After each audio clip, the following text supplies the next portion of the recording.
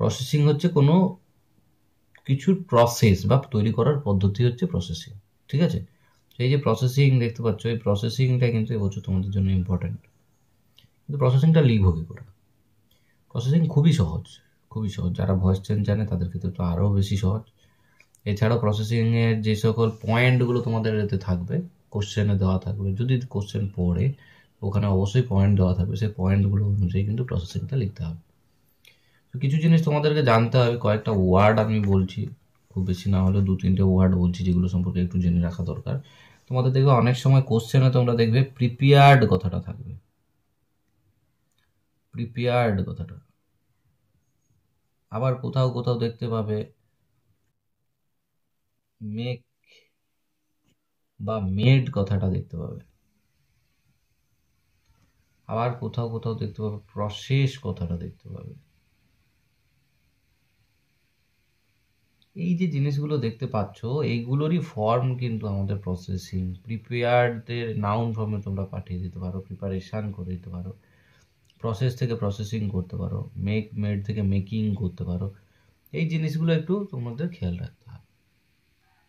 ঠিক আছে, তাহলে প্রথম কথা আমাদের কি করতে হবে না, প্রসেসিংয়ে যে আমি প্রথম কথাই বলবো যে প্রথমে একটা সুন্দর একটা টাইটেল দিতে হবে। কি দিতে হবে? টাইটেল দিতে হবে বা শিরোনাম দিতে হবে। দ্বিতীয়ত কি করতে হবে না, যেটা সম্পর্কে তুমি প্রসেসিংটা লিখছো তার সম্পর্কে দু একটা, আমি এটাকে বলবো ইন্ট্রোডাকশন লাইন।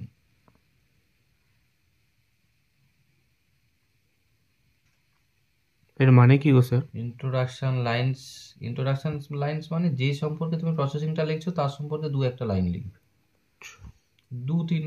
দুটো একটা লাইন বা 2-3টা লাইনের বেশি লেখার দরকার নেই। এরপরে তুমি যেটা যাবে সেটা হচ্ছে কি, সেটা তারপর প্রসেসিংয়ের পুরো প্রসেসটা লিখবে। এরপরে লিখবে কি? প্রসেস। এই প্রসেসটা যে লেখা হবে বা এই পদ্ধতিটা যে লেখা হচ্ছে, কিভাবে লেখা হবে না, এর একটা নির্দিষ্ট প্রসিডিওর আছে, একটা সূত্র আছে, আমরা যেটাকে বলি প্যাসিভ ভয়েসে লিখতে হবে। প্রসেসটা কিসে লেখা হবে? Passive voice. প্যাসিভ ভয়েসে লেখা হবে। প্যাসিভ ভয়েসে যদি লেখা হয়, কিন্তু প্রথমে কি দিতে হয়? লিঙ্কার দিতে হয়। কি দিতে হয়? লিঙ্কার দিতে হয়। তারপরে দিতে হয় কি না, সাবজেক্ট। অ্যাকচুয়ালি ওখানে যে অবজেক্টগুলো থাকবে সেগুলোকে সাবজেক্ট করতে হয়। ইজ বা আর এর মধ্যে যে কোনো একটা বসাবে, আর ভার্বের থার্ড ফর্ম বসাবে। এইটা হচ্ছে সেই সূত্র, যে সূত্রে পুরো প্রসেসিংটা চলবে। এবার আমি বলি প্রথমে যদি লিঙ্কার বসাবো, স্যার লিঙ্কারটা কি? তাহলে লিঙ্কারগুলোকে আমাদেরকে আজ জেনে নিতে হবে। লিঙ্কারগুলো কি? প্রথম লিঙ্কার, যেটা একেবারে প্রথম যে লিঙ্কারটা ব্যবহার করবো প্রথম সেন্টেন্সে বা প্রসেসের প্রথমেই যে সেন্টেন্সটা থাকে, তাহলে দেখো এখানে কি আছে? লিঙ্কার। আমাদের একটু লিঙ্কার সম্পর্কে জানার দরকার আছে, না হলে কিন্তু আমরা এই লিঙ্কারটা কি একটা ধোঁয়াশার মধ্যে থেকে যাচ্ছি। তাহলে লিঙ্কার কি?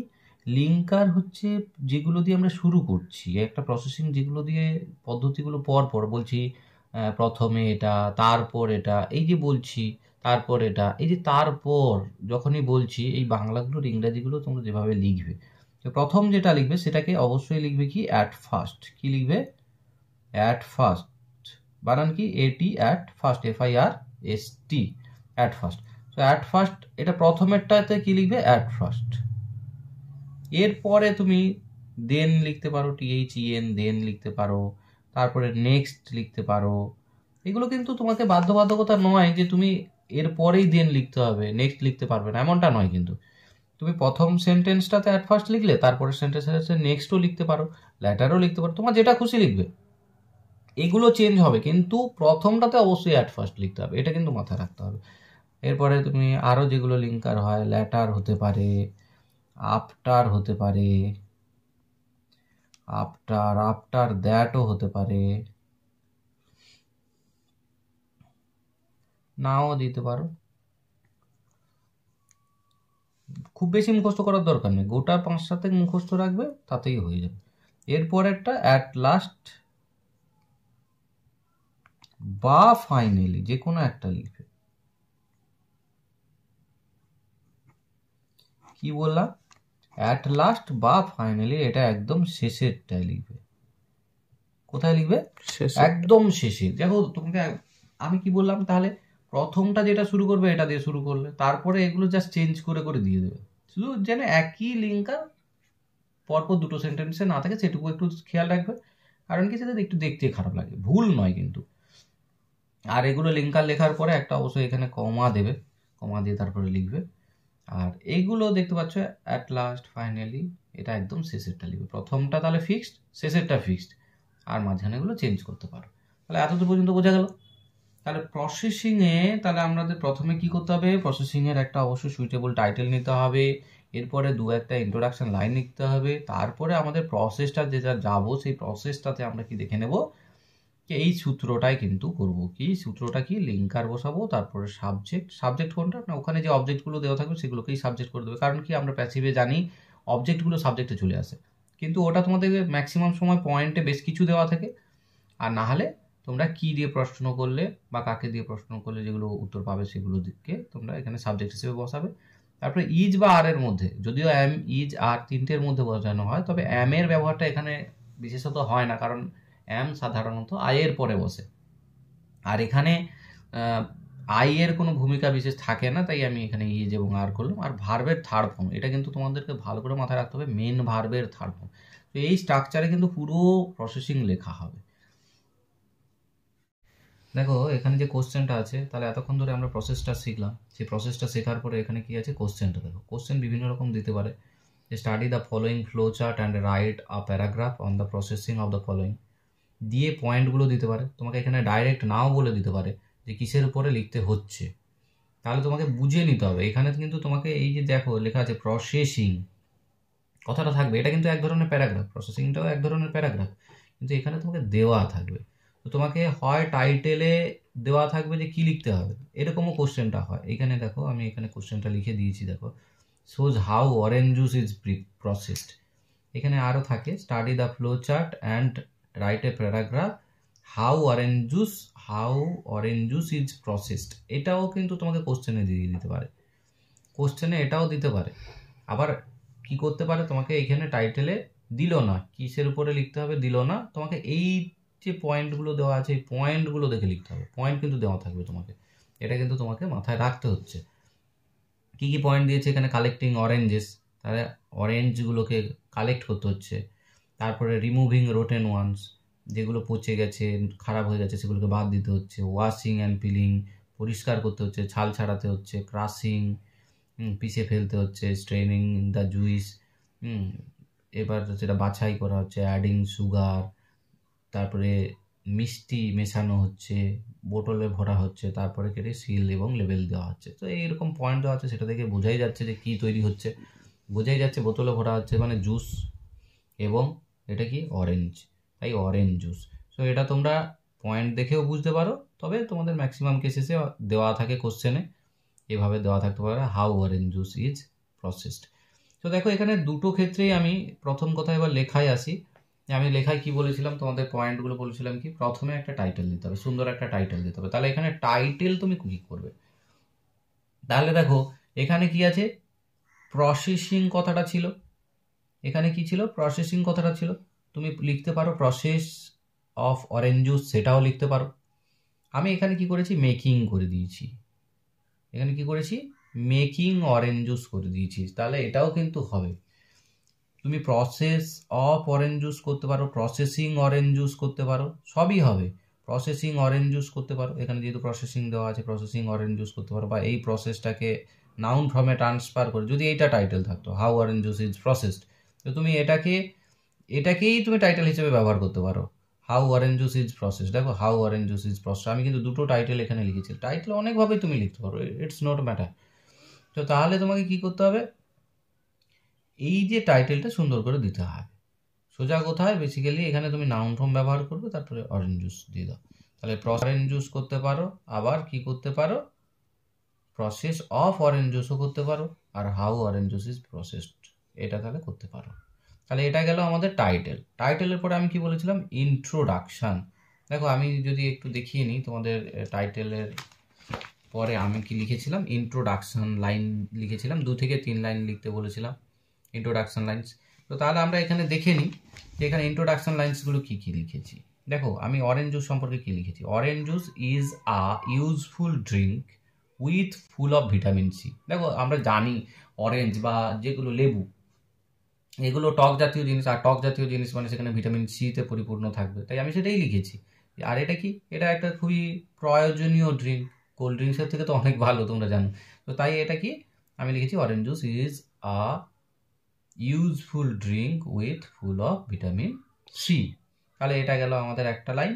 তারপর লিখেছি দেখো, দ্য প্রসেস অফ মেকিং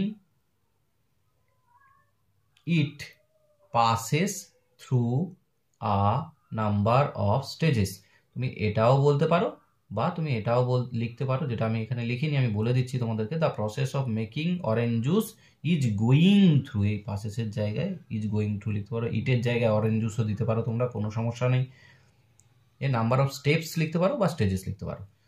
তাহলে এত দূর পর্যন্ত আমাদের গেল কি ইন্ট্রোডাকশন লাইন। তাহলে এটা আমাদের ইন্ট্রো চলে গেল। আমি যে বলেছিলাম 2 থেকে 3 লাইন লিখতে, এটা অলরেডি আমি কিন্তু 2 লাইন লিখে ফেললাম। তো এই লাইনটা কিন্তু তুমি কমন, অন্যান্য যদি প্রসেসিং যাই লেখো না কেন, এই যে লাইনটা আছে, এই দ্য প্রসেস অফ মেকিং, এই লাইনটা কিন্তু তোমরা কমন রেখে দিতে পারো, এই লাইনটা কোনো চেঞ্জেসের দরকার নেই।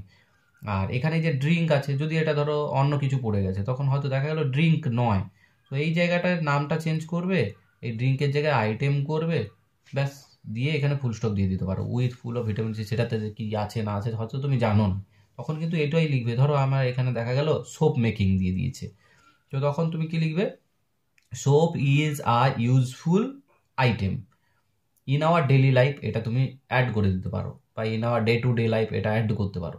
তাহলে এগুলো তুমি অ্যাড করতে হবে, একটু আধটু তোমাকে জানতে হবে।